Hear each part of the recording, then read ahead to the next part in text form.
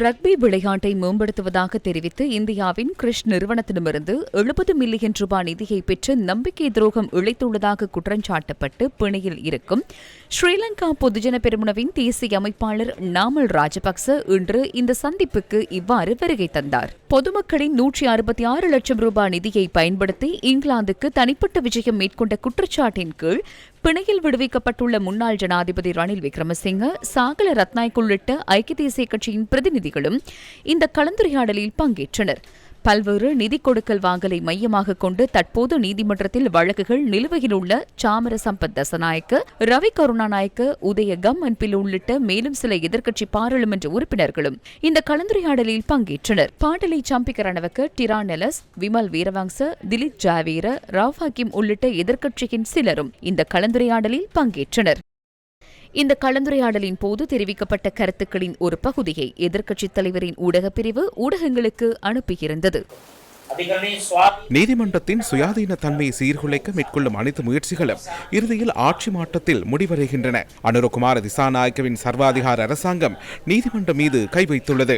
அந்த முயற்சியை தோற்கடித்து நீதிமன்றம் மீது கை வைப்பது கையை நெருப்பில் சுட்டுக் கொள்வதை போன்றதென்பதை உறுதிப்படுத்த எம்மால் முடியும்.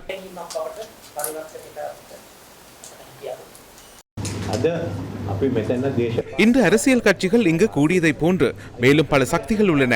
தேரர்கள் ஒன்று கூடலை ஏற்பாடு செய்துள்ளனர்.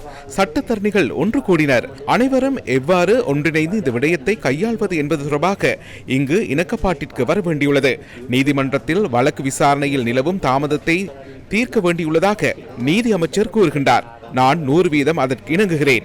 இந்த 11 லட்சம் வழக்குகளை விசாரணை செய்வது தொடர்பில் ஆராய தெரிவுக்குழு ஒன்றை நியமிக்குமாறு பாராளுமன்றத்தில் ஒன்றிணைந்து கோரிக்கை முன்வைக்குமாறு நான் எதிர்க்கட்சி தலைவரிடம் வேண்டுகோள் விடுக்கின்றேன்.